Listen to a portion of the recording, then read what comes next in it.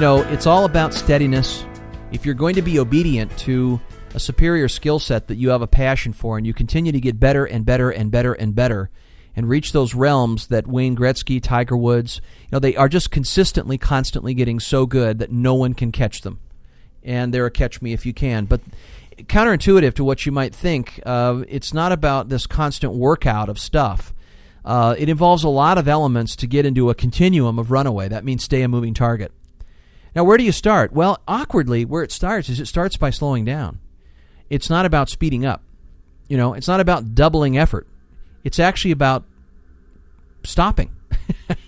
It's about slowing. And how we slow is we plan to be slow. We actually take blocks of time because we fundamentally have the ability to choose what we want to do with the time we have. And we actually set time up to start slowing down. We lower our stress. And when we lower our stress and we measure progress by doing other areas in our life that lower our stress and get into other aspects outside of what we typically are runaway doing, it dramatically improves how we effectively do our runaway performance. It lowers our stress down. It also creates sustainability and that our bodies can keep up with our talents. So when we do this, we get free energy storage, not only when we practice a superior skill that doesn't feel like work, but there has to come a point where we say, I can't do this all the time because I live in a human body, and there's a diminishing return. If I go from 8 hours to 12 to 16 hours with it, it can get to a point where it's overwhelming. And it's at that breaking point where we don't want to hit that and force free time. We want to schedule free time as a way to achieve, not as a way to justify. Free time does not need to be justified. It's not a luxury. It's a necessity. It's like breathing. So we take it and we plan it first, and we itemize how much free time we want to take, because in the economy of a runaway, they're not paid for time. They're paid for results.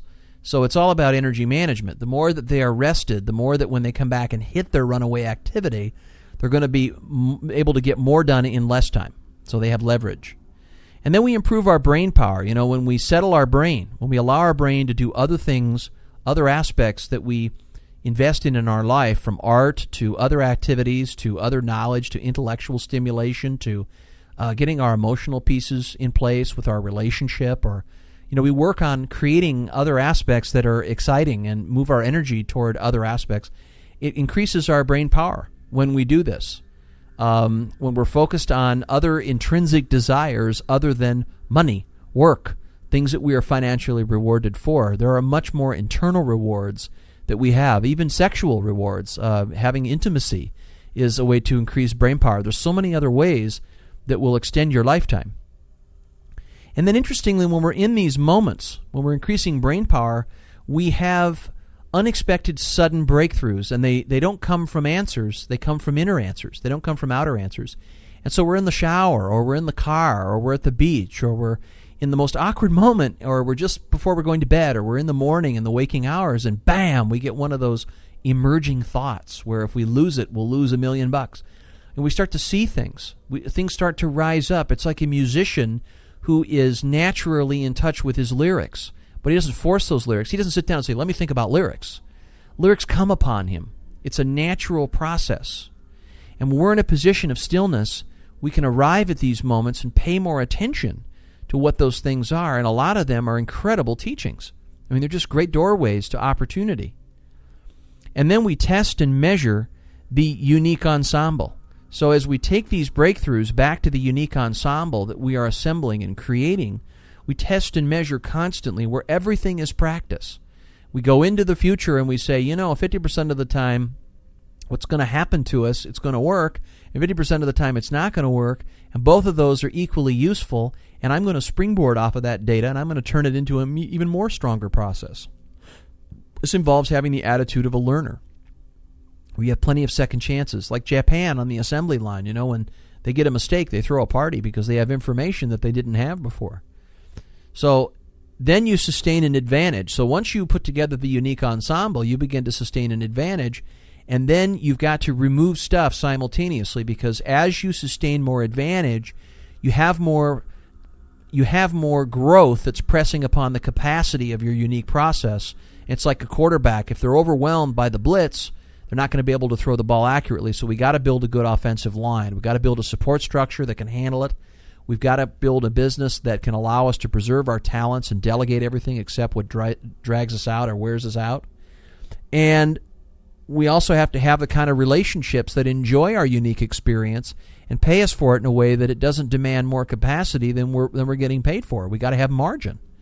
We can't carry the load on something and get, too little percentages out of it when we're putting all the time in. There's got to be some leverage in the system. So we prioritize our slowdown. We get still. We lower stress, increase energy, improve brain power. We experience breakthroughs from the inside, bring it back to our unique ensemble. We test drive it. We ruthlessly adapt it. We sustain an advantage, and we preventatively anticipate stuff and remove it before it starts to incapacitate us. And then, of course, we remove stuff and we clear the way. Then we get a more slowdown time, and you just see it just keeps going and going and going and going. What I find really interesting about this whole system is that there is a set of values in this system that really, in the undertow, it underscores this whole thing. It's like this is a flywheel that sits on a spindle. And it's the idea that, one, we do have the ability to carve our time. Two, everybody has the same amount of time, and if we assume that we don't have any, we won't. And that you can fundamentally choose to do what you want with the time that you have, and that it's not about quantity time. The assumption is that there could be quality time, and when we do that, we look at what we're doing with the time that we have. We're either focusing on our energies properly or we're focusing on priorities, or both. Some of the priorities we focus on don't necessarily energize us because there are dutiful, necessary actions that are worth taking on behalf of the end result. And it's best to delegate those things that we find difficult. However, there are certain responsibilities and actions that are absolutely necessary. And as a result of going through this process of increasing and adapting and everything being practice and constantly having a nothing's ever optimized attitude, you begin to say, well, everything I'm doing could possibly be better. Now, where do you need to stop doing that? Well, there are certain things that despite any effort that you put into them, you realize very quickly that you're not going to get better at them anyway. So rather than spend 10 years trying to run uphill, those are the things you have to delegate. But there could be incompetencies where if you did do them over again, you could be dramatically better, and it's knowing which ones to choose. Whether I'm incompetent and I'm going to get better, or I'm incompetent and despite any effort I'm not, and those are the things that we've got to purge out of the system. We've got to remove that stuff.